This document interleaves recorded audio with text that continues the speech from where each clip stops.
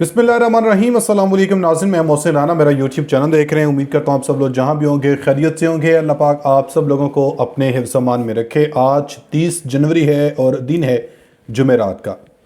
नाज़रीन, अब ऐसा लग रहा है कि इमरान खान की रिहाई के दरवाज़े अब खुलने वाले हैं।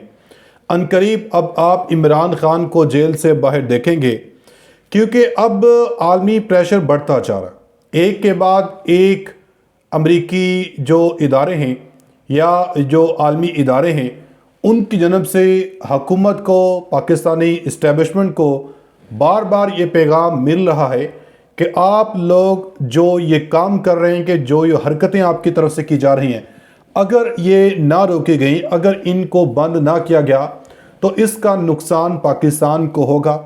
यही चीज़ इमरान खान गुज़श्ता कई माह से, जब से इमरान खान जेल में है या जब से पाकिस्तान तहरीक इंसाफ का मैंडेट छीन के, अवाम का मैंडेट छीन के एक जाली फार्म 47 की हुकूमत इस मुल्क के ऊपर मुसल्लत की गई है, उस वक्त से ही पाकिस्तान की जो मईशत है ये आगे बढ़ने के बजाय मज़ीद डूबती जा रही है।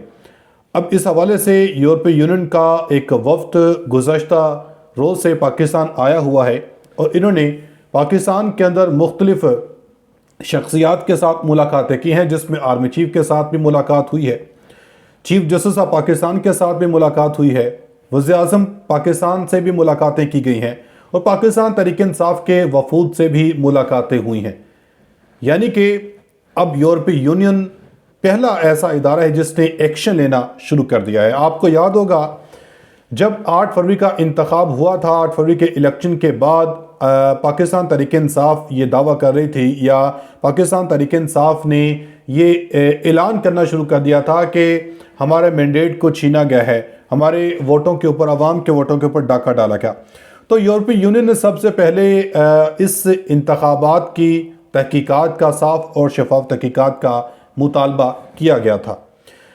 अब जब जिस तरह तहरीक इंसाफ को तोड़ा गया, तहरीक इंसाफ के कारकुनों के ऊपर, तहरीक इंसाफ के वर्कर्स के ऊपर तशद्दुद किया गया 9 मई की आड़ में, फिर 26 नवंबर को गोलियां चलाई गई, इंसानी हकूक़ की सरेआम खिलाफ वर्जियाँ की गई हैं। अब यहाँ पे हुकूमत बड़ी बुरी तरह फंस चुकी है। हुकूमत के साथ साथ तमाम जो स्टेक होल्डर्स हैं वह बड़ी बुरी तरह फंस चुके हैं। पाकिस्तान के लिए अब सख्त पैगाम आलमी इदारों की जानब से आ चुका है। यूरोपीय यूनियन ने क्या सख्त पैगाम पाकिस्तानी हुकूमत को, इस्टेब्लिशमेंट को, आर्मी चीफ को दिया है, इसकी डिटेल आपको बताऊंगा और साथ ही साथ आपको बताऊंगा कि अब शहबाज साहब जो हैं, इन्होंने अब ऐसा लग रहा है कि घुटने टेक दिए हैं। आलमी दबाव बढ़ता जा रहा है, आलमी दबाव कम होने का नाम नहीं ले रहा है। वो अलग बात है कि हुकूमत इस चीज़ को तस्लीम नहीं कर रही है। हुकूमत मुख्तलिफ प्रोग्राम्स में, मुख्तलिफ TV टॉक शोज़ के अंदर या जो अवामी कोई तकरीब है उसमें ये कहती दिखाई देती है कि किसी किस्म का कोई आलमी प्रेशर नहीं, अगर आलमी प्रेशर आएगा तो उसको देख लेंगे। मगर ये प्रेशर बढ़ता जा रहा है, इसलिए वज़ीर आज़म शहबाज शरीफ साहब ने एक बार फिर से तहरीक इंसाफ को बहुत बड़ी पेशकश, बहुत बड़ी ऑफ़र की है। ये क्या ऑफ़र है, क्या पैगाम दिया गया, इस पर भी डिटेल से बात करेंगे।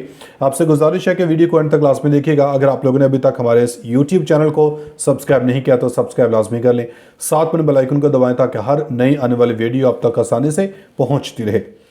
नाज़रीन, आगाज़ कर लेते हैं यूरोपीय यूनियन के वक्त से।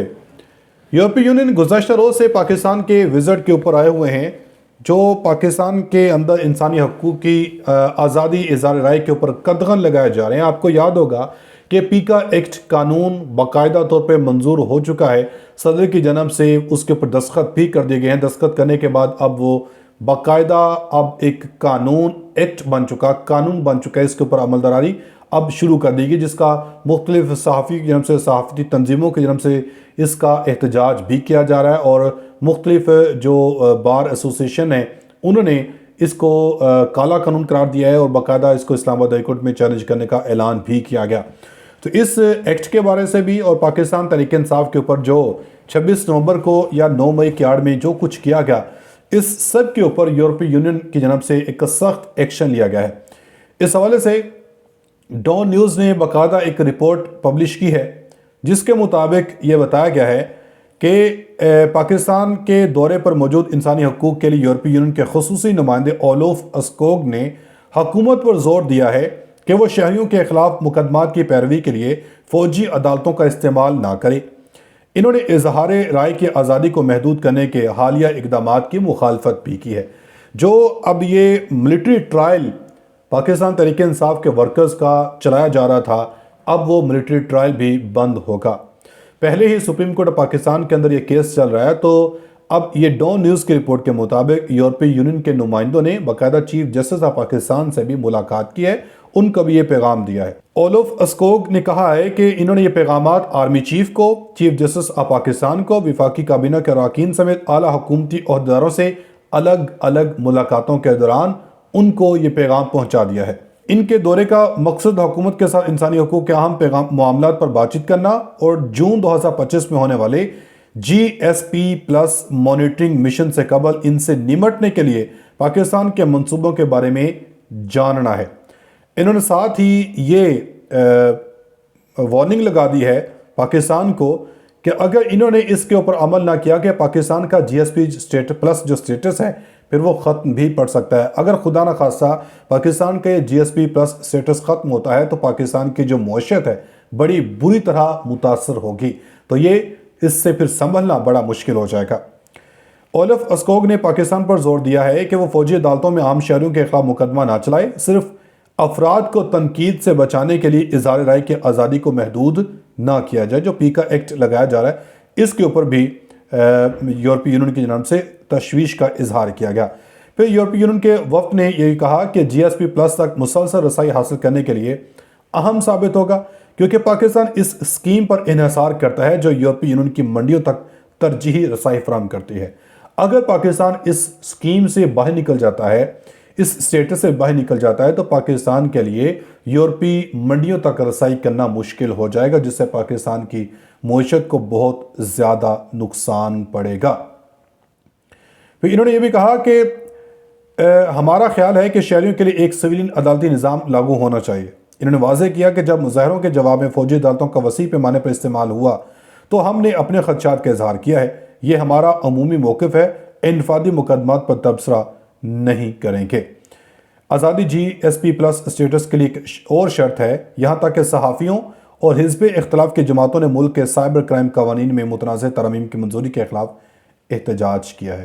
اب دیکھتے ہیں کہ اس پریشر سے کیا حکومت کوئی اپنا ایک قدم پیچھے لیتی ہے یا نہیں لیتی ہے۔ ادھر وزیراعظم شہباز شریف صاحب جو ہیں، ان کی طرف سے ناظرین کرام تحریک انصاف کو مذاکرات کے لیے ایک بار پھر سے پیغام دیا گیا ہے۔ وزیراعظم شہباز شریف صاحب نے کہا ہے کہ انتخابات میں دھاندلی کی تحقیقات کے لیے ہاؤس کی پارلیمنٹ یعنی کہ پارلیمنٹ کی کمیٹی بنانے کے لیے تیار ہیں۔ یہ 26 نومبر کے دھرنے کی بات کرتے ہیں تو 2014 کے دھرنے کا بھی احاطہ کیا جائے۔ تحریک انصاف کے ساتھ مذاکرات آگے بڑھانے کے لیے سچے دل سے میں تیار ہوں۔ وزیراعظم شہباز شریف نے یہ پیغام تحریک انصاف کو دے دیا ہے۔ انہوں نے کہا کہ آپ تشریف لائیں، ہم آپ سے باقاعدہ بات کریں گے۔ وزیراعظم نے کہا کہ 2018 کے الیکشن کے بعد میں احتجاجاً کالی پٹیاں باندھ کر ایوان میں داخل ہوا تو عمران خان نے آگے بڑھ کر مجھے کہا کہ ہم پارلیمنٹری کمیٹی بنا رہے ہیں جو انتخابات کی تحقیقات کرے گی۔ انہوں نے ہم سے کمیٹی کے لیے نام مانگے اور کمیٹی کے قیام کا اعلان کر دیا۔ کمیٹی تو بنی، مگر وہ دن ہے اور آج کا دن کمیٹی ضرور بنی ہوگی۔ ایک آدھ اجلاس بھی ہوا ہوگا مگر باقی سب تاریخ کا حصہ ہے۔